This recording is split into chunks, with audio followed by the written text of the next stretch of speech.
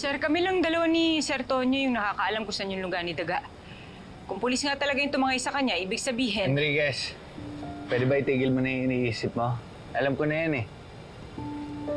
Malay mo si Daga nakipagkita sa ibang pulis. Huwag mo muna pagdudahan si Tonyo. Kung si Lieutenant Condeman o ibang pulis yung sinasabi nung kasama ni Daga, ibig sabihin may mall talaga sa presinto natin.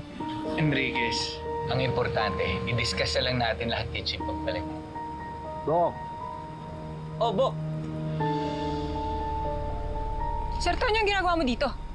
Sabi ni Chief, kakausapin niyo rin ang ibang member ni Daga. Kaya sumunod na ako rito. Ano? Nakausap niyo na ba? Nausap na namin. Pero ang importante ngayon, ilibre mo ko soft drinks. Kasi, napagod ako sa pagtakbo eh. Ikikwento ko na lang sa'yo lahat. Ado, may nadaanan akong tindahan doon. Meron doon. Sakto.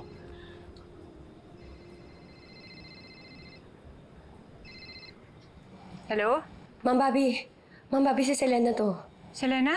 Pasensya ka na. Alam ko bawal ako tumawag. Pero ikaw lang talaga kasi pinagkakatiwalaan ko eh. May importante ako kailangan sabihin. Bakit Selena? Ano nangyari?